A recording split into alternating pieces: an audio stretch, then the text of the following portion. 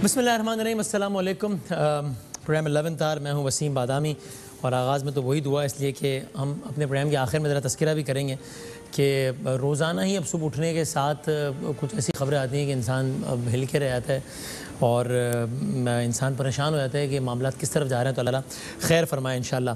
तो कोरोना और दीगर सूरत हाल के हवाले से हम पहले ज़रा वफाक का मौक़िफ़ जानने के लिए हमारे साथ पहले सेगमेंट में शहबाज गिल साहब मौजूद होंगे, स्पेशल असिस्टेंट प्राइम मिनिस्टर के पॉलिटिकल कम्युनिकेशंस पे। फिर सिंध के हवाले से बात करने के लिए जनाब सईद गनी साहब मौजूद होंगे। शहबाज गिल हमारे साथ मौजूद। अस्सलाम वालेकुम शहबाज गिल साहब। जी वालेकुम अस्सलाम। जी सर, बहुत शुक्रिया वक्त देने का। शहबाज गिल, सबसे पहले तो अगर ये बता सकें, बल्कि अगर दिखा भी सकें, वज़ीर आज़म साहब ने आज फिर ये लॉकडाउन के हवाले से बात की है और वही जो उनका मौक़िफ़ है वो दोहराया है। ये बात भी दोहराई है कि सूबों में भी अगर उनके इख्तियार में होता तो लॉकडाउन उस अंदाज़ का ना होता जैसा कि हुआ। क्या कहा, अगर दिखा सकें दिखाइएगा जी। मेरे से अगर वो पूछ लेते सूबे तो मैं कभी इस तरह का लॉकडाउन ना होने देता। जो कमाई करता है तो बच्चे खाते हैं घर पर, तो जब आपने उनका रोजगार ले लिया तो उनके घर वालों को क्या बनेगा। जब तक आप ये नहीं सोचते आपको पूरा लॉकडाउन नहीं करना चाहिए। मुझे अफसोस हुआ कि लड़काने में 20% छाबड़ी वाले थे। मुझे अभी तक ये नहीं समझ आई कि छाबड़ी वालों को क्यों बंद कर दिया। तो शहबाज गिल, इसका मतलब यानी प्राइम मिनिस्टर साहब ये कह रहे हैं, चूंकि आपने वज़ीर आला पंजाब के साथ काम भी किया है, कि इसका मतलब सिंध की तो बात ही छोड़ दीजिए, वो तो मैं इल्म है कि क्या मौक़िफ़ है आपका और पीटीआई का इस हवाले से, लेकिन बाकी सूबों में जहाँ पर पीटीआई की भी हुकूमत है वहाँ सूबों ने चूंकि अपने तौर पर फैसला किया उस तर्ज का लॉकडाउन करने का, वरना वज़ीर आज़म साहब की राय बहरहाल उससे भी मुत्तफ़िक नहीं थी जिस तर्ज का लॉकडाउन उस्मान बुज़दार साहब ने या महमूद खान साहब ने किया है। अच्छा, बहुत शुक्रिया वसीम। वसीम, देखिए, ये एक बड़ी डेलिकेट डिस्कशन है। मैं कोशिश करता हूँ इसका जो आपका सवाल है बहुत ही इम्पोर्टेंट सवाल है, इसका सही तरह से सही तनाज़ुर में जवाब देने का, कि आप इसकी बात को प्रॉपरली, क्योंकि आप पब्लिक की अवेयरनेस के लिए पूछ रहे हैं। देखिए, पहले तो हम अभी इस टाइम पे अगर देखें कि प्राइम मिनिस्टर का ये स्टांस दुरुस्त था कि गलत था, पहले ये बात देख लेते हैं और उसके बाद के सूबों ने क्या अपनी मर्जी की या प्राइम मिनिस्टर की बात सुनी, वो उसको देख लेते हैं। मैं गुजारिश करूंगा, क्योंकि इसमें बड़ी बात कर चुके हैं कि फैसला सही साबित हुआ या गलत, इस पर जाहिर है आपकी अपनी ओपिनियन है, अपोजिशन की अपनी। तो अगर हम अभी इस पर बात कर लें जो इन्होंने आज एड्रेस किया है कि क्या वो सूबे जहां पीटीआई की हुकूमत थी वहां भी लॉकडाउन इमरान खान साहब की मर्जी का नहीं के खिलाफ था। जी सर, जी मैं उस पर बिल्कुल जवाब देता हूँ, लेकिन जो पब्लिक मुझे सुन रही है मैं चाहता हूँ कि वो कॉन्टेक्स्ट पूरा उनको पता चले। 3.5 लाख सिंध ने टेस्ट किए हैं और 4 लाख से ज़्यादा पंजाब ने किए हैं। मीन पंजाब के टेस्ट ज़्यादा हैं। उसके बाद पंजाब की आबादी 110 मिलियन है, सिंध की 48 मिलियन है। कहा जाता है और बहुत ज़्यादा दिखाया गया कि सिंध में सख्त तरीन लॉकडाउन और सबसे पहले हुआ और बाद में दूसरे सूबों ने किया और कंपैरेटिवली नरम लॉकडाउन किया, मीन इफेक्टिवली नहीं किया। तो इन सारे अदाद शुमार से तो फिर जो इन्फेक्शन का रेट है वो भी कम होना चाहिए, नंबर भी कम होना चाहिए सिंध में। अगर टेस्ट कम हुए तो फिर हम मान लेते, लेकिन टेस्ट भी पंजाब में ज़्यादा हुए। उसके बावजूद जो पॉजिटिव पेशेंट्स का है वो 65,000 सिंध में है और 64,000 पंजाब में है। तो हर अदाद शुमार दिखा रहे हैं कि ये जो लॉकडाउन का मंत्रा था ये फेक। इंडिया में भी ये नजर आया और पाकिस्तान में भी नंबर्स में ये नजर आया कि ये फेक मंत्रा था। अब वो ये कि देखिए, इस पे पीपल्स पार्टी ये कहती है कि जनाब पंजाब में नंबर्स फर्ज हो रहे हैं। जाहिर है इसमें आपकी ओपिनियन अलग है, मैं ये नहीं कह रहा कि वो ठीक कह रहे हैं, उनका ये मौक़िफ़ है। फिर अगर आप ये कह रहे हैं तो उसका मतलब आप ये भी कह रहे हैं कि पूरी दुनिया में जो लॉकडाउन के हवाले से जो मंतिक थी शायद वो सही नहीं थी। तो उस बहस में जाए बगैर अभी आप इसका अगर बताइए कि बाकी सूबों में जो लॉकडाउन हुआ, सिंध का तो बता दिया आपने। नहीं, अब आप देखिए, मैंने इतनी लंबी नहीं Wasim, we both have the right to play with the words, but जो मेरा ओपिनियन है वो फिर मेरे तक रहने दीजिए ना। अगर आप ये कहेंगे, उस बात को ये तासर देंगे कि फिगर्स फज है, या मेरी बात को ये तासर देंगे कि ये मंत्रा फेल नहीं हुआ, तो फिर मुझे दोबारा मैंने कहा और मैं उसी को रिपीट करता हूं कि पीपल्स पार्टी का इस पर कहना है, इसलिए हम माजी की बहस की बजाय अगर अब इस पर आ जाए, मैंने कहा पीपल्स पार्टी की इस पे अपनी ओपिनियन है। पीपल्स पार्टी को कहने दीजिए ना, आप ना कहिए पीपल्स पार्टी को। जब पीपल्स पार्टी का गेस्ट होगा तो मैं आपकी बात करूंगा, डेविल्स एडवोकेट में दूसरा मौक़िफ़ रखूंगा ना कि भाई आपके मुखालिफिन तो ये कहते हैं, लेकिन वो चूंकि आज मौजूद नहीं है।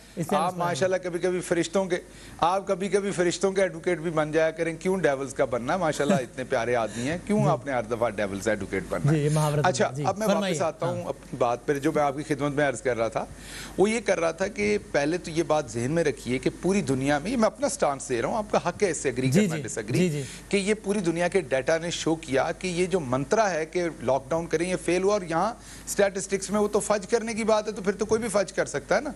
और पंजाब के भी फज हो सकते हैं, ये भी फज कर सकते हैं, हो सकता है इनके इन्फेक्शन 1 लाख हो, ये भी फज कर रहे हैं। तो फज किसी ने नहीं किया, वो सबके सामने है जो सारे के सारे नंबर्स हैं पाकिस्तान में। हम फेडरल गवर्नमेंट में बैठे, हमें पता अगर ये फज करते, ये सिंध में बैठे ने पता अगर हम फज करते, तो मीडिया भी आज़ाद नजर आ रहा है कि अब आपका सवाल के सूबों ने क्या किया। देखिए, प्राइम मिनिस्टर इमरान खान और दूसरे जो पहले के प्राइम मिनिस्टर, उनमें एक फ़र्क है, और वो फ़र्क ये है कि वो बादशाह सलामत नहीं है। सही है। और वो फ़र्क ये कि उनके ज़ाती इंटरेस्ट जो है ना, वो हुकूमत में इन्वॉल्व नहीं है, भले शुगर मिलों के हों, भले माल खाने के हों। ना उनके बच्चे किसी बेकरी वाले को फैंटी लगाते नज़र आते हैं, ना उनके भतीजे भाई को गाड़ियों पे पुलिस वालों को रोक के फैंटा लगाते हैं, ना उनके लंबे चौड़े जो हैं वो कैंप ऑफिसेज हैं कि पूरा टब्बर, पूरा ख़ानदानी हुकूमत में इन्वॉल्व है। और इसी तरह से अपनी हुकूमत के अंदर भी, अपनी कैबिनेट में भी मुकम्मल डिस्कशन से वो फैसले लेते हैं। आप सिर्फ ये लॉकडाउन की बात कर रहा हूँ, बहुत सारे फैसले होते हैं जो कई दफ़ा प्राइम मिनिस्टर का पॉइंट ऑफ व्यू डिफरेंट होता है, लेकिन क्योंकि मेजॉरिटी का पॉइंट ऑफ व्यू एक और होता है, तो प्राइम मिनिस्टर उसे चांस देते हैं। तो प्रिसाइसली मेरा यही सवाल था कि पंजाब और केपीके की, यानी महमूद खान साहब और उस्मान बुज़दार साहब की राय के बरक्स राय थी खान साहब की, लेकिन उन्होंने उनकी राय को अहमियत दी है। अगर आप मुझे, मैंने आपको जब पहले सवाल पूछा था, जब आपने पूछा तो जवाब में मेरा पहली लाइन में वर्ड था कि it's a very delicate issue. इसका यस और नो आंसर नहीं है, it is a very delicate issue.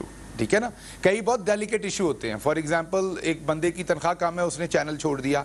लेकिन कई दफ़ा बहुत डेलिकेट इशू होते हैं कि आपने किसी एडिटोरियल बात पे आपने चैनल छोड़ा, तो अब आपको फिर पूरी बात बतानी पड़ेगी अगर आपको कोई सवाल करेगा, because that is a very delicate issue. अब जो मैं बात कह रहा हूँ वो बिल्कुल वो नहीं कह रहा जो आप समझ रहे हैं, इसलिए डेलिकेट इशू है, मुझे पूरी बात कर लेने दें इस पर। तो महमूद खान साहब और जो बुज़दार साहब हैं, उनका व्यू पॉइंट बिल्कुल डिफरेंट नहीं था। अच्छा। उनका व्यू पॉइंट वो था जो उनके नीचे उनकी कैबिनेट और उनकी ब्यूरोक्रेसी का था। अच्छा। जो फील उन्हें ग्राउंड से आती थी। मैंने बार बार टेलीविजन पे ये कहा कि मेरी अपनी फैमिली, मेरे अपने घर वाले इस बात पे मुसर थे और बजिद थे कि सख्त लॉकडाउन होना चाहिए। मेरे तमाम दोस्त, और आप जानते हैं मेरे जो दोस्त मीडिया में हैं, आपके चैनल में भी, आपके चैनल से बाहर भी, वो टेलीफोन करके बहस करते थे। एंकर सामान की मैं बात कर रहा हूँ कि यार आप लोग बड़ा जुल्म कर रहे हो, ये होना चाहिए। पूरा पाकिस्तान उस टाइम इनिशियली डरा हुआ था और वो ये सोचता था कि जी वो सख्त लॉकडाउन होना चाहिए, और सिंध ने यही पॉपुलर डिसीजन लिया। और यही काम होता है, जो वीकर लीडर होते हैं वो पॉपुलर डिसीजन लेते हैं, क्योंकि जिधर पब्लिक की वेव होती है दे गो फॉर दैट। और बाकी सूबों ने सिंध के डिसीजन को फॉलो किया। डेफिनेटली मैं सिंध के डिसीजन को नहीं फॉलो किया, सिंध ने एक पूरे माहौल को फॉलो किया। सिंध ने वेस्ट को फॉलो किया, सिंध ने इटली को उधर वाले यूके के हालात देख के फॉलो किया, और क्योंकि पूरा माहौल बना हुआ था तो बाकी सारी मिशनरी, सारे लोगों ने भी। वो एक इमरान खान अकेला था ना जिसके असाब इतने सख्त थे, प्रेशर बर्दाश्त कर सकते थे, जो मैंने करीब से देखा। ये नहीं कि मैं उनके साथ मुआविन खुसूसी हूं तो मैं इस टाइम जीएजूरी मार रहा हूं। लेकिन शहबाज भाई, या तो आप सिंध के फैसले को बिल्कुल क्रिटिसाइज करें, लेकिन ये तो खुद खान साहब भी कह चुके हैं कि भाई सिंध ने करा दिया, इन व्हाटएवर वर्ड्स में एग्जैक्ट है, मुझे कोट एंड कोट तो याद नहीं, व्हाटएवर वर्ड, कि भाई सिंध ने एक फैसला किया, बाकी सारे पीछे लगे। तो या तो आप सिंध की बात मैंने क्रिटिसाइज करें, मैंने वही बात आपको लेकिन किया है कि एक ही सांस में सिंध के फैसले को क्रिटिसाइज और केपी और पंजाब को अलग नहीं कर सकते ना। फिर तो केपी और पंजाब को भी क्रिटिसाइज करना पड़ेगा। नहीं, मैं बिल्कुल अलग कर सकता हूं। वसीम जी मंतक से बात करते हैं और मैं बिल्कुल आपको अलग अलग करके दिखाता हूं। यही तो मेरा काम है। जैसे आपका काम है चीजों को इकट्ठे करना, मेरा काम यही है चीजों को अलग अलग करके दिखाना। तो मुझे दोबारा बताने दीजिए हुआ क्या हुआ। ये कि पूरी दुनिया में एक माहौल बना हुआ था कि क्योंकि सारे डरे हुए थे कोरोना से। पहली बीमारी थी जो अमीर और गरीब सबको लग रही थी। तो अमीर थोड़े होते हैं नंबर में, गरीब ज्यादा होते हैं हर मुल्क में। हमारे मुल्क में गरीब बहुत था। तो जो सच्ची बात वो ये है कि अमीरों को डर लगा हुआ था कि इन गरीबों ने हमारे करीब आना और इनसे हमें कोरोना लगना है। ये आपका मंतक कोई भी हो सकता है, मैं आपको अपनी अंडरस्टैंडिंग बता रहा हूं, क्योंकि मैं इस सारी सिचुएशन में मैं सेंटर स्टेज में बैठा हुआ था। मैं मुझे सूबों से भी चीजें नजर आ रही थी, यहां भी नजर आ रही थी। सारे माहौल में पीपल्स पार्टी ने उस एक पॉपुलर डिसीजन को अपने यहां इंप्लीमेंट कर दिया, सोचे समझे वगैरह। ठीक है, फिर केपी और पंजाब ने क्या किया? प्रेशर बिल्ड हो गया पाकिस्तान के अंदर। हाँ। उसी प्रेशर के अंदर पंजाब के मशीनरी और सबके ऊपर और प्रेशर आ गया। उस सारे के ऊपर और प्रेशर आया तो वहां पे भी यही बात बनी कि जी मैं अभी बताता हूं। अभी लाहौर गए थे, पंजाब और केपी का ये फैसला जो उन्होंने प्रेशर में आकर कर दिया, पंजाब और केपी का ये फैसला जो उन्होंने प्रेशर में आके कर दिया, बकौल आपके, ये काबिल सताइश है या काबिल मजम्मत है? अच्छा, मैं इसका जवाब देता हूँ। दोबारा आप फिर मेरे दोबारा तो ना है ना, वो तो सारा टाइम से निकल जाएगा। रहने दे रहे हैं। आगे बढ़ते ना, तो बात दोबारा तो थोड़ा आगे जी।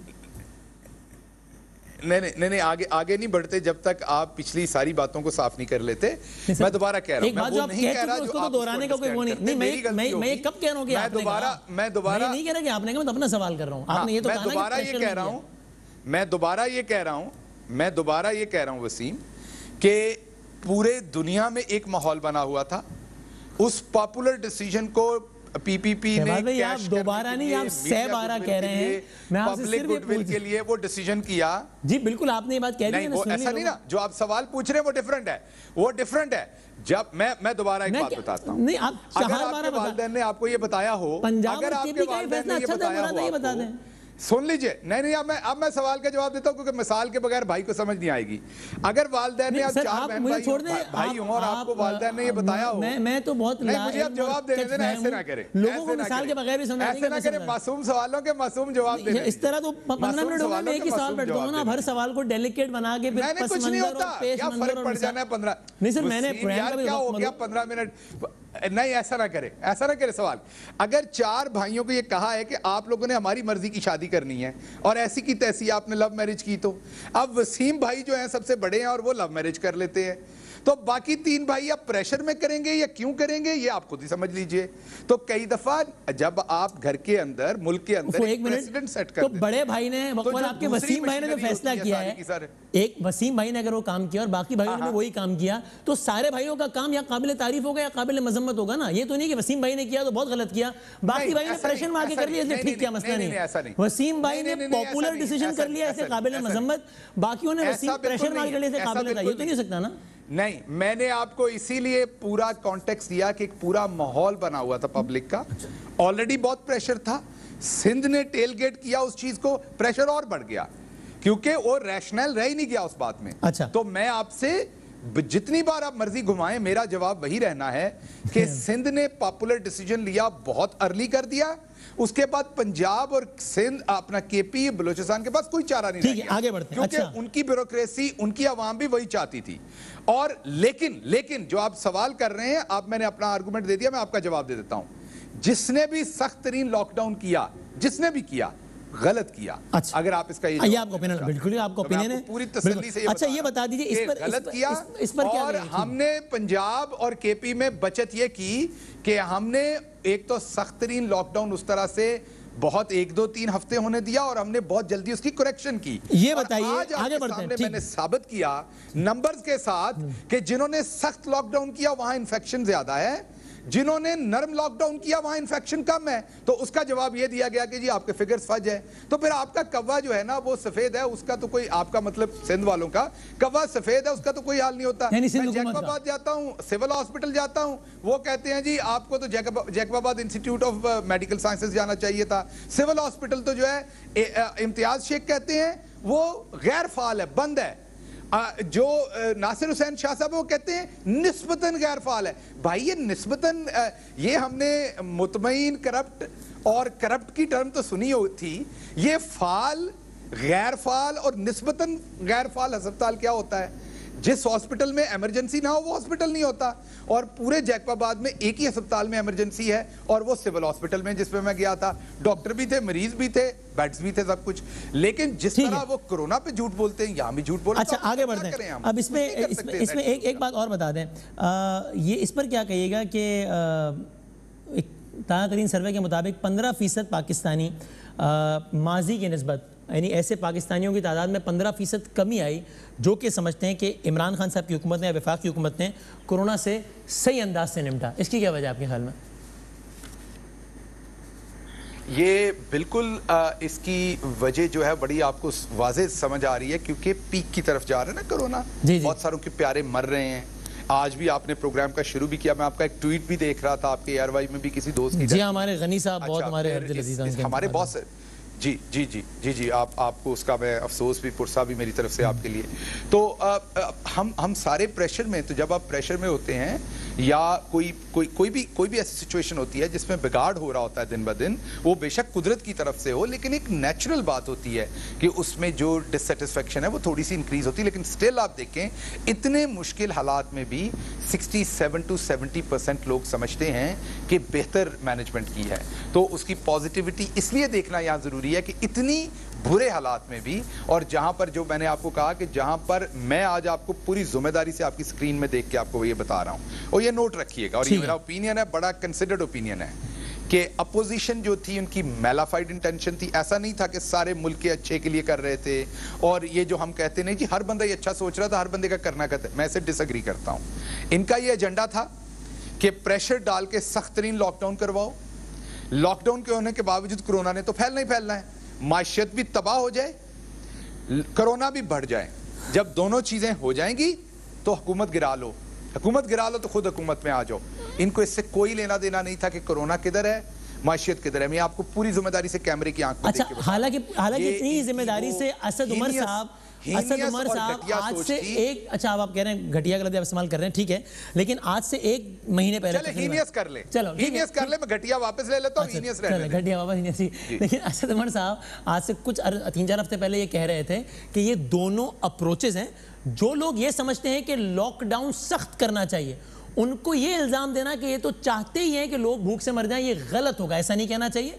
और ऑन द कॉन्ट्ररी जो लोग ये कहते हैं कि लॉकडाउन नहीं होना चाहिए, कह रहे थे असद उमर बिल्कुल दुरुस्त कह रहे थे, क्योंकि लॉकडाउन तो मेरे घर वाले भी कह रहे थे सख्त लॉकडाउन होना चाहिए। यहाँ पे रुकिए ना जरा, मैं यही आवाम की बात हो रही थी, हुकूमत की बात नहीं हो रही। मेरे घर वाले भी कह रहे थे सख्त तरीन होना चाहिए, अपोजिशन वाले भी कह रहे थे सख्त तरीन होना चाहिए। लोग इन्फॉर्म्ड होते हैं, नहीं, हुकूमत या अपोजिशन में जो लोग, जैसे आप मीडिया में है ना, आपको पता है इस टाइम कैमरे के सामने क्या, कैमरे के पीछे क्या है। आपकी राय में और एक लेमैन की राय में मीडिया के बारे में बहुत फर्क होगा। आपको पूरी जिंदगी होगी मीडिया करते हुए। तो उस वक्त जो लोग हुकूमतों में हैं उन्हें पता है पाकिस्तान में कितने लोग गुर्बत की लकीर से नीचे हैं, उन्हें पता है पाकिस्तान कितनी देर उन गरीबों को खाना दे सकता है। सिंध के वजीर आला को नहीं पता कि मैं कितने लोगों को खाना दे सकता हूँ। सिंध के वजीर आला का यह कहना बनता है कि मैंने भूख से किसी को मरते नहीं देखा।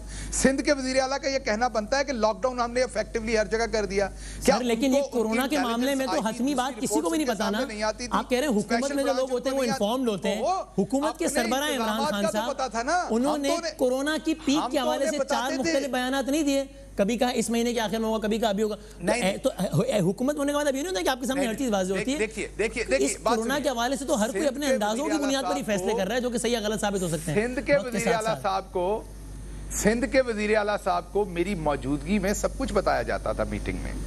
मैंने वो देखा हुआ है कि उनको सारी ब्रीफिंग होती थी, एनसीसी में, एनसीओसी में, सब कुछ उन्हें बताया जाता था कि ये किधर जा रहा है। लेकिन बहरहाल मैं इसमें मुस्लिम लीग नून के भी लोगों को कहता हूं, जब किसी को पता नहीं था तो ये इतना हतमी तौर पर लॉकडाउन क्यों मांगते थे। अच्छा आगे बढ़ते हुए खाली मुझे एक दो बात हम ये बताते थे बार बार, आखिरी एक दो बातें बताते पॉइंट है ये एक तो बताइएगा, ये एक खबर देखिए क्या ठीक है कि ये वज़ीर-ए-आज़म पाकिस्तान की तनख्वाह बढ़ाकर 2 लाख से 8 लाख कर दी गई है? नहीं, ऐसी कोई गलत खबर है, दुरुस्त नहीं है। अच्छा ठीक। और इस तरह की, हाँ जी, और आप इस पे तफसीला फरमाएंगे। फवाद चौधरी साहब ने आपसे कुछ देर पहले एक इंटरव्यू दिया है। फवाद चौधरी साहब कहते हैं कि असद उमर, शाह महमूद कुरैशी और जहांगीर तरीन के इख्तिलाफात से हुकूमत को बहुत नुकसान पहुंचा। असद उमर को जहांगीर तरीन ने वजारत से हटवाया, बाद में उन्होंने बदला लिया। अच्छा, पहले सवाल का जवाब दे दूं कि ये बिल्कुल गैर मंतकी आपने कह दिया गलत है, और ये किसी ने वही जो लोग जैसे अपने आप को समझते हैं, जो लोग वही वैसी खबरें उड़ाते हैं। प्राइम मिनिस्टर खान अपने बिल भी खुद जमा कराते हैं, कोई कैंप ऑफिस नहीं रखते, और हर तरह की आवाम के पैसे की बचत करते हैं। टाइम आपका कम है, वरना मैं आपको बताता कि 1 अरब 40 करोड़ का जो वज़ीर आज़म ऑफिस का खर्चा था वो सिर्फ 68 करोड़ पे नीचे लेके आए सिर्फ 2 सालों के अंदर। अब फवाद चौधरी साहब जो हैं वो एक अपनी राय रखते हैं, सियासत पे गहरी नजर रखते हैं। उन्होंने अगर कोई बयान दिया तो उसका आपको उन्हीं को पूछना पड़ना है। मेरे नज़दीक तो ये सारे मेरे मौजूद कुलीग हैं, और मैं नहीं समझता कि असद उमर साहब कभी भी इस तरह की पॉलिटिक्स करते हैं, और ना ही मैं दूसरे दोस्तों के बारे में ये समझता हूँ। लेकिन असद साहब को मैं बहुत कुर्बत से जानता हूँ राय काम आपकी करते हुए, उनसे तो मुख्तलिफ। मेरा नहीं ख्याल कि वो ऐसे बदले लेने की, मेरे राय में वो किसी से बदला लेते हैं या और जाते जाते बिल्कुल आखिरी सवाल शहबाज भाई है कि चीनी कमीशन रिपोर्ट के तनाजुर में, ख्याल में ऐसे करते हैं, मैं उनके बारे में भी नहीं ये चीनी कमीशन रिपोर्ट के तनाजुर में, जाहिर आपने पढ़ी है, इसको फॉलो भी किया, गवर्नमेंट बड़ा अच्छा काम किया था। आखिरी बस सवाल कि आप जहांगीर तरीन साहब को आप करप्ट समझते हैं? देखिए, मैं राय रखने वाला हूं ही नहीं कि मैं उन्हें करप्ट समझता हूं या मैं उन्हें ऑनेस्ट समझता हूं। मैं ना तो आप इस टाइम मैं सुप्रीम कोर्ट में बैठा हुआ हूं, ना मैं हाई कोर्ट में बैठा हुआ हूं एज अ जज। 100 लोगों के बारे में राय देते हैं कि वो चोर है, वो डकैत है, वो ये है, वो है, तो मैं राय पूछिए या आप अगर मैं नहीं इनके बारे में चीजें मेरे सामने है, इनके बारे में को हतमी चीज, इनके बारे में को हतमी फैसला हो जाएगा तो मैं ओपिनियन दे दूंगा, क्योंकि मेरे सामने सुप्रीम कोर्ट ने तो नाइल किया था साहब के बारे में पड़ा हुआ है। मेरे सामने हतमी फैसला मोहतरमा मरियम नवाज साहबा के साहब के बारे में पड़ा हुआ है। मेरे सामने प्रूफ ऐसे पड़े हुए हैं। आप जहांगीर अच्छा, सादिक को अमीन समझते हैं आप जहांगीर तरीन साहब कह दूंगा, अभी मेरे सामने ऐसा कुछ नहीं। सादिक को अमीन समझते हैं हम, क्योंकि इस बारे में सुप्रीम कोर्ट का फैसला है ना उनके हवाले से। जो सुप्रीम कोर्ट का किसी के बारे में भी फैसला, मैं उसका एहतराम करता हूं और वो आपको भी करना पड़ना है। अगर मैं सुप्रीम कोर्ट को गलत कहूंगा तो कल उन्होंने मुझे उधर मुर्गा बनाया होगा और साथ आपको भी बनाया होगा कि आपने ऐसे सवाल पूछे हैं। तो उस परवाज पे मत जाइए। मेरा मशवरा आपको यह है कि हम दोनों की परवाज 30,000 फुट बुलंदी से नीचे रहनी चाहिए, उससे ऊपर ना जाइए जो ना मैं बर्दाश्त कर सकूं, ना आप, ना आपकी स्क्रीन। सुप्रीम कोर्ट जो है उसकी मैं दिल से इज्जत करता हूं और कोई ऐसा बयान नहीं देना चाहता जिसके लिए मुझे मसला हो या मेरे मासूम और खूबसूरत भाई बदामी को। बहुत शुक्रिया शहबाज गिल साहब। वक्फा लेते हैं, सईद गनी साहब हमारे साथ मौजूद होंगे ब्रेक के बाद।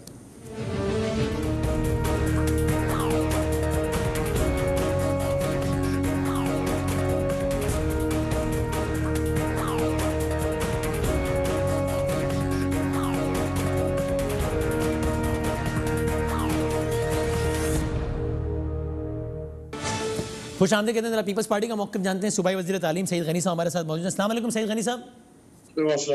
सर पहले तो बता दीजिए, जिस तरह इमरान खान साहब को लगता है कि लफ्ज़ लॉकडाउन से चिढ़ है और आप लोग ये तनकीद करते हैं कि भाई जब लॉकडाउन से चिढ़ है तो लॉकडाउन किया क्यों था, और ये तनकीद समझ में भी आती है। इसी तरीके से लगता है कि सिंध के चीफ एग्जीक्यूटिव, सिंध के वज़ीर आला साहब को लफ्ज़ स्मार्ट लॉकडाउन से चिढ़ है। वो कहते हैं क्या होता है स्मार्ट लॉकडाउन, ये हैंडसम लॉकडाउन, ये क्या बात होती है भाई ये वो। लेकिन फिर हमें हैरत है कि फिर आप भी सिंध में कर भी रहे हैं स्मार्ट लॉकडाउन। तो अगर आपके ख्याल में स्मार्ट लॉकडाउन हल नहीं है तो आपने क्यों कराची के मुख्तलिफ पॉकेट्स में ये स्मार्ट लॉकडाउन किया, कैसा किया हुआ है? तो मैं अगले सवाल पूछूंगा कि वो भी बराए नाम ही है, लेकिन क्यों किया हुआ है, ना करें फिर। नहीं, आप बिल्कुल ठीक कह रहे हो। और जब ये सीएम साहब ने बात की थी, ये गालिबन या तो जिस दिन ये हुआ था उस दिन की थी या उससे एक दिन बाद की थी। देखिए, ये बात हम बार बार कह चुके हैं कि सुप्रीम कोर्ट के ऑर्डर ने ये कहा है जी कि एक तो कोरोना पे नेशनल पॉलिसी होनी चाहिए और फेडरल गवर्नमेंट का जो डिसीजन होगा उसको तमाम सूबे जो है वो फॉलो करेंगे। जी हमने इवन ये जो एनसीओसी की वो मीटिंग जिसको प्रेजाइड किया प्राइम मिनिस्टर साहब ने अभी 2-3 दिन कबल हुई थी जी, उसमें भी चीफ मिनिस्टर साहब ने वाज़ेह तौर पे ये कहा कि ये जो आप स्मार्ट लॉकडाउन कर रहे हैं इसका कोई फायदा नहीं है।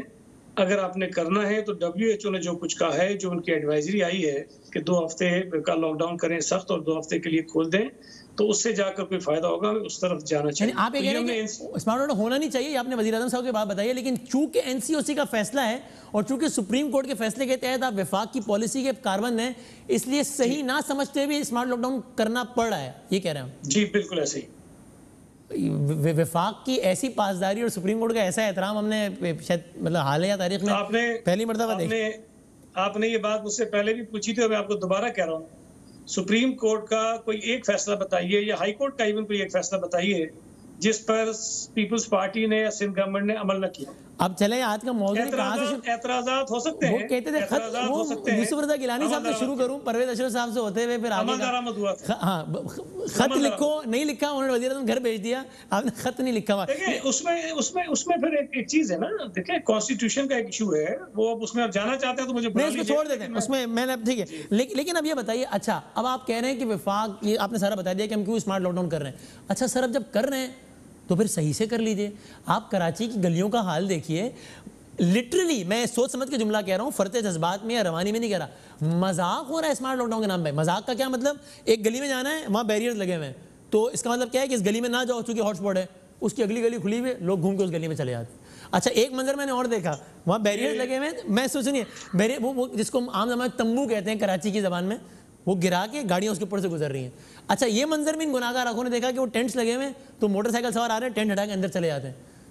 ये तो स्मार्ट लॉकडाउन भी नहीं है, तो मजाक हो रहा है, तो नाक छोड़ दे, खेल रहे हैं। ये मैं आपसे अर्ज करूँ, आप बिल्कुल ठीक कह रहे हैं, मैं आपकी किसी बात से डिसएग्री नहीं कर रहा हूँ, लेकिन ये सिर्फ कराची में नहीं हो रहा, ये पूरे पाकिस्तान में जहाँ जहाँ स्मार्ट लॉकडाउन के नाम पे लॉकडाउन हुआ है, हर जगह यही हो रहा है। तो आप इसका जवाब ये सवाल का कि वसीम साहब ये मजाक पूरे पाकिस्तान में हो रहा है, हम भी कर रहे हैं। नहीं, मेरी सुनो, मैं जब इस बात से मुतमईन ही नहीं हूँ, मैं ये समझता हूँ कि ये इफेक्टिव चीज ही नहीं है, और बहरहाल जिन्होंने सोचा है कि इससे फायदा हो सकता है, ठीक है, अल्लाह करे इससे फायदा हो जाए, लेकिन जिस चीज का फायदा नहीं है उसकी बिना पर आप क्या करेंगे? वहाँ कर्फ्यू लगा दें, क्या करें मुझे बताइए। तो कमिश्नर कराची कहते हैं कि हमने रेंजर्स, पुलिस, फलां की रिपोर्ट्स की बुनियाद पे कराची के कुछ इलाकों को हॉटस्पॉट आइडेंटिफाई कर लिया है, इसलिए हम इस यूसी के इस इलाके की इस गली को सील करने जा रहे हैं ताकि मजीद ना फैले। और सूबाई वजीर सईद गनी साहब कहना है कि भाई हम मुतमईन ही नहीं है, तो पर हम कर रहे हैं, बट ठीक है, विफाक ने कह दिया तो कर लेते हैं, बट ठीक है। मैं आपसे गुजारिश कर रहा हूँ, चीफ मिनिस्टर साहब ने एनसीओसी की मीटिंग में कहा कि इसका कोई फायदा नहीं है, हमें मुकम्मल लॉकडाउन की तरफ जाना चाहिए। जब हम एनसीओसी की मीटिंग में जो प्लेटफॉर्म है जहाँ हमें बात करनी चाहिए, हमने वहाँ बात की है, तो अब ये तो उनको सोचना चाहिए कि इसका फायदा होता है कि नहीं होता। और ये जो आप बता रहे हैं ना मिसालें, ये मेरा ख्याल है कि अगर आप कंपेयर करेंगे कराची को लाहौर के साथ, तो आपको शायद लाहौर में बहुत ज्यादा मिलेगी। नहीं, लाहौर का सवाल तो मैं लाहौर के मिनिस्टर से करूंगा ना, आपसे आपका। लेकिन अच्छा एक बात और बता दीजिए, अब इसको छोड़ दीजिए स्मार्ट लॉकडाउन, अब लॉकडाउन की तरफ आ जाइए जो कि आपका अपना, या उन चीज़ों की तरफ आ जाइए जो कि आपकी अपनी पॉलिसी है कि ये दुकानें, मिसाल के तौर पर बहुत सारी, आप शहर कराची में देखिए, आप बाखबर हैं, आपको आई होप पता होगा, बहुत सारी वो दुकानें जो कि आपकी अपनी SOPs के तहत खुलना अलाउड ही नहीं है, वो खुली हुई हैं, वो काम कर रही हैं। और कैसे काम कर रही हैं? उनको रोजाना के पैसे जा रहे हैं पुलिस वालों को, और दुकानें काम कर रही हैं। बहुत सारे लोग, अगर आपने कहा 7 बजे बंद होना चाहिए, वो 11 बजे तक खुले होते हैं, कैसे कर रहे हैं पुलिस वालों को? मैं सुबह गवर्नमेंट की रेट, मैं आपसे करूँ, बिल्कुल आप ठीक कह रहे हैं, ये चीजें हो रही हैं, लेकिन अब मैं आपसे एक मिसाल लेना चाहता हूँ कि अगर एक दुकान है, वो दुकान जिसको नहीं खुलना चाहिए हमारी SOPs के मुताबिक, लेकिन खुली हुई है, और आप कह रहे हैं कि उससे पुलिस या कोई और महकमा जो है वो पैसे ले रहा होगा और उसको चलने दे रहा है, ये बात मुझे कैसे पता चलेगी? या तो कोई शहरी शिकायत करेगा कि जी ये काम ये हो रहा है, या फिर ये जो पैसे दे रहा है वो शिकायत करेगा कि जी मुझसे रिश्वत ली जा रही है, मुझसे जबरदस्ती दुकान खुलवाई जा रही है, जो भी तरीके का खुलवाया जा रहा है, ये हो सकता है ना।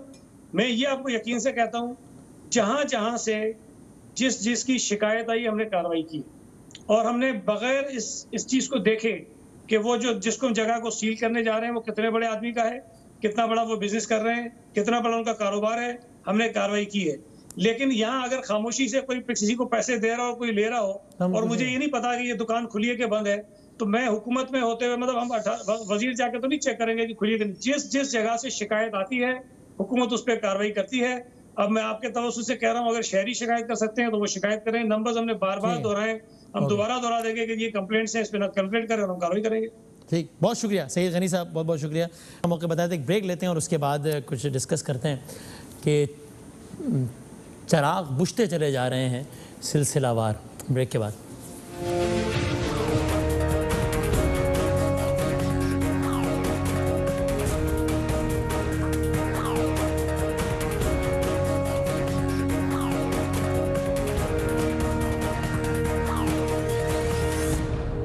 ये आज का ही दिन था 4 साल पहले जब अमजद साबरी साहब को शहीद कर दिया गया था। और अमजद साबरी के कातिल कौन थे इस हवाले से राजा उमर खत्ताब साहब ने हमारे प्रोग्राम में ये तफसीलात बताई थी। देखिएगा क्यों मारा अमजद साबरी को लड़कों ने। बेसिकली इसमें बदकिस्मती है कि जो आसिम कैपरी था, ये अमजद साबरी साहब से 2 गलियां पीछे उसने एक अपार्टमेंट लेके वहाँ रहायश की हुई थी, अपनी फैमिली के साथ रह रहा था ये। तो उसने फिर जाके से बॉबी से बात की, लोगों ने इंटरनेट पे भी देखा, उन्होंने बोला कि हाँ यार ये तो उनके हिसाब से जो है इनको कत्ल कर देना चाहिए, क्योंकि इन्होंने मरसिए भी गाए पढ़े हैं और नाते भी पढ़ी हैं, कवालियाँ भी गाई हैं, वो बात कर ये भी करी शायद भजन भी कोई गाया इन्होंने। तो ये जो है वो शख्स है जो जिसकी वजह से जो मुसलमान है ये मुतनफ़र हो रहे हैं और राय हक से हट रहे हैं। ये उनकी अपनी एक साइकोलॉजी है। लश्कर जंगवी का वैसे इस तरह का है एक एलिमेंट जहन में। जिस दिन इनको शहीद किया उस दिन बाकायदा ये पहले से वहाँ खड़े थे, इनकी गाड़ी को फॉलो किया और जाके बाकायदा उसने फायर किए उसने 2 वेपन यूज़ किए, एक वेपन से जब फायर किया उसने तो उसकी गोली फंस गई, उसने दूसरा वेपन निकाल के फिर इनको 30 बोर से जो है ना इनको शहीद किया है एमजे साबिर साहब को। आपको इसमें कोई शक तो नहीं है कि यही लोग हैं? अल्लाह को हाजिर हाजिर जानेंगे, आपको 100% यकीन है कि इन्हीं लोगों ने पहली बात तो यह है कि जो लोग मुझे जानते हैं उनको पता है अल्हम्दुलिल्लाह, और अल्लाह को हाजिर जान के कहता हूँ कि इसमें 1% भी डाउट नहीं है, क्योंकि मुझे भी खुदा को जान देनी है। और उनके बाकी 62 केसेस मरे तो मुझे एमजे साहब का ना डालने से कोई फ़र्क नहीं पड़ता था। और मैं बिल्कुल अक्सर से कह रहा हूँ कि उन्होंने बिल्कुल इनको टारगेट किया था, और बाकायदा उन्होंने इसका 164 का बयान जिसको इकबाली बयान कहते हैं वो अदालत के रूबरू भी दिया। उसमें चश्मदीद गौर ने शनाख्त किया, उनसे मिलने वाला वेपन जो इसमें यूज़ हुआ है उसकी फोरेंसिक पॉजिटिव है। मिलिट्री कोर्ट में केस जाने से पहले 10 मराइल से गुजरता है, इतनी एविडेंस क्रेडिबल होती है तो वो मिलिट्री कोर्ट में केस जाता है, अदरवाइज वो रिकमेंड नहीं होता। फिर ये केस मिलिट्री कोर्ट्स में गया, फिर मिलिट्री कोर्ट से सज़ा हो गई, आर्मी चीफ ने परवानों पर दस्तखत कर दिए, लेकिन इत्तलान अर्ज़ ये है कि कातिलों को अभी तक सज़ा नहीं हुई है। कातिलों की सज़ा का इंतज़ार करते करते अमजद साबरी साहब की वालदा इस दुनिया से चली गई पिछले दिनों, लेकिन कातिलों को सज़ा नहीं हुई। ऐसे एक और डेवलपमेंट में हमारे टीवी एंकर मुरीद अब्बास साहब का के कातिलों की मुआवनत करने वाला वो शख्स आदिल ज़मान, जो कि CCTV कैमरे में वाज़ेह तौर पर देखा जा सकता है जाते हुए कत्ल के बाद, उसकी भी ज़मानत हो गई है। जुल्म बच्चे जन रहा है कूचाओ बाज़ार में, तो अदल को भी साहिब औलाद होना चाहिए। एक तरफ ये सारे मामलात, इनका भी तस्करा ज़रूरी था, और फिर कोरोना के हवाले से अल्लाह ताला रहम फरमाए। रोज़ाना सुबह उठने के बाद मैंने अपनी ज़िंदगी में कभी ये नहीं देखा कि अब तो यकीन कीजिए कि सुबह उठकर फ़ोन खोलते हुए डर लगता है कि पता नहीं आज किसकी खबर होगी। अनवार यूसुफजई साहब पाकिस्तान का एक बहुत बड़ा नाम थे, हमारे QTV में और हमारी शान रमज़ान की नशरियात में भी आते रहे, पिछले दिनों इंतकाल फरमा गए। इमरान लारी साहब हमारे एक कॉलीग जो कि मशहूर मारूफ नात खां ताबिंदा लारी साहिबा के भाई भी हैं, वो भी इंतकाल फरमा गए। और आज सुबह हमारे एक और हर दिल अज़ीज़ ARY का बहुत जीता जागता सबको हंसने हंसाने वाला नाम हमारे गनी भाई अब्दुल गनी, वो भी इस दुनिया से चले गए। इस बात पे अभी तक यकीन करना अब बहुत मुश्किल है। आप सबसे गुजारिश है कि तमाम लोगों के लिए और हमारे इन साथियों को ज़रूर अपनी दुआओं में याद रखिएगा। फिर उसके बाद कुछ दिनों पहले अल्लामा मुंतज़िर अब्बास नकवी मशहूर मारूफ आलिम दीन इंतकाल फरमा गए। फिर आलम इस्लाम का एक और मशहूर नाम जनाब मुफ्ती नईम साहब इंतकाल फरमा गए। इत्तेहाद बैनुल मुस्लिमीन के दाई थे और आलम इस्लाम की 2 जय्यद शख्सियात थीं जो कि इस हफ़्ते हमसे महरूम हो गई हैं। मुफ्ती नईम साहब का इंतकाल हुआ हफ्ता 20 जून को कराची में। 1958 में पैदा हुए, 62 साल उनकी उम्र थी और कुछ अरसे से आर्ज़ क़ल्ब में मुब्तला थे। मुफ्ती साहब के जो आबा व अजदाद, उनका ताल्लुक़ पारसी मज़हब से था जो भारतीय गुजरात के इलाके सूरत में आबाद थे।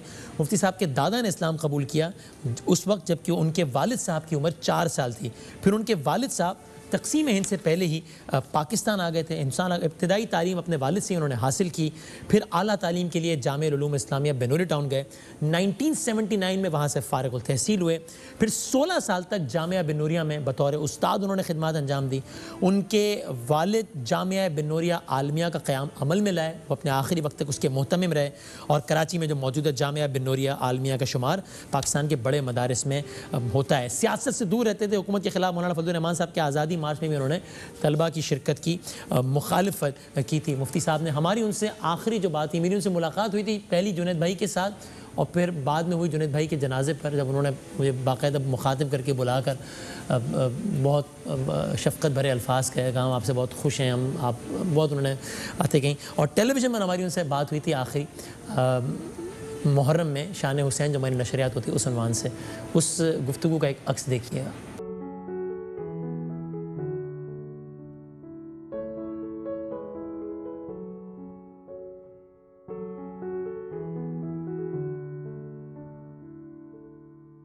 सल्लल्लाहु अलैहि वसल्लम सैयदना हुसैन इब्न अली रज़ियल्लाहु अन्हु, जिन्होंने सब्र और इस्तिकामत के पहाड़ थे और जुरत और शुजाअत के नाकाबिल फरामोश बाप था। आपने मैदान करबला में हक़ और सदाकत का अजीम तारीख रकम कर दी। आप अंदाज़ा किए कि बातिल के सामने 72 आदमी, जिसमें मासूम बच्चे भी थे, बातिल के सामने झुके नहीं और अपने आप को पेश कर दिया। तारीख़ इस्लाम के अंदर इतना बड़ा जुल्म की दूसरी मिसाल नहीं मिलती जो नवासे हुसैन के साथ।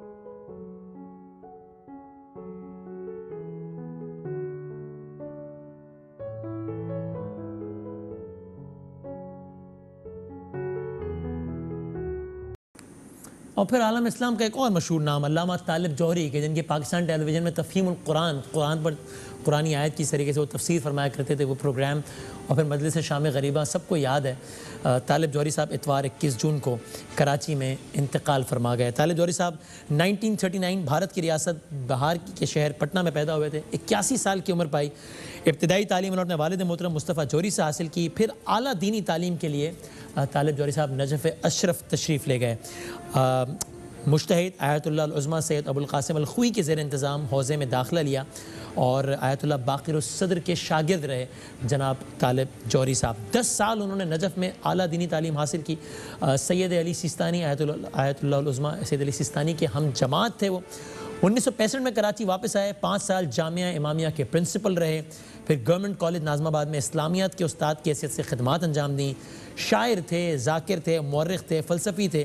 कुरान की तफसीर समेत शायरी और मज़हब पर भी बहुत सारी किताबें आपने तहरीर की। बड़ी तादाद में गज़लें, रुबाइयात, नज़में, क़सीदे, सलाम कहे।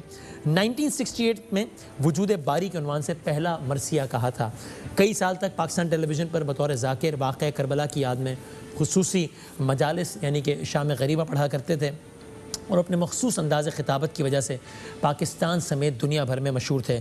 अल्लामा तालिब जौहरी को हुकूमत पाकिस्तान की जानिब से उनकी दीनी खिदमात के इतराफ़ में सितारे इम्तियाज़ से भी नवाजा गया। और कई लोगों को आज भी उनका अदा करता जुमला कि तुमने गिरिया किया मजलिस तमाम हुई और अब तो दामन वक्त में गुंजाइश भी नहीं है, वो याद है। तालिब जौहरी साहब कभी एक अक्स देखिए।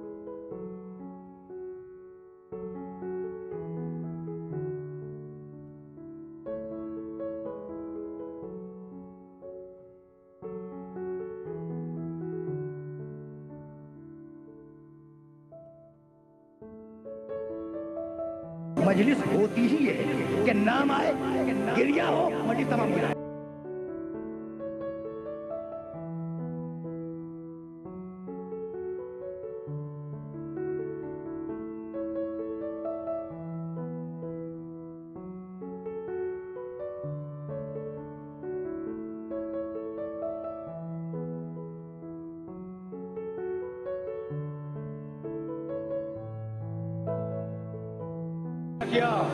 गिरिया किया, मजलिस तमाम हो गई। और यूँ इन हस्तियों का ज़िंदगी का सफ़र भी तमाम हो गया। तो आखिर में यही कहना है आपसे कि ये बड़े अजीब व गरीब टाइम्स से हम गुज़र रहे हैं कि जब हम रोज़ाना की बुनियाद पर, लिटरली रोज़ाना की बुनियाद पर सुनते रहते हैं किसी के बारे में कि वो बीमार हो गया है, ये हो गया है, उसका इंतकाल हो गया है। तो कदर करें हम बुज़ुर्ग हस्तियों की और साथ साथ एहतियात का दामन किसी भी तौर पर हाथ से ना छोड़ें। हम देख रहे हैं कि हमें इस वक्त लिटरली मौत आती हुई नज़र आ रही है बाहर सड़कों पर, बाज़ारों में, मैदानों में। अल्लाह ताला सबको महफूज रखे। एहतियात का दामन क़तई तौर पर हाथ से ना छोड़िए और अपना बहुत बहुत ख्याल रखिए। और तमाम अफराद जिनका हमने आज तज़किरा किया, या आप यकीनन हमारे व्यूअर्स में से बहुत सारे लोग होंगे कि जिनका कोई ना कोई अज़ीज़ किसी न किसी अंदाज से मुतासिर हुआ है, उन सब के लिए बहुत सारी दुआ हमें भी अपनी दुआओं में याद रखिएगा इंशाअल्लाह। ज़िंदगी रही सेहत रही। आपसे कल मिलते हैं। अल्लाह हाफ़िज़।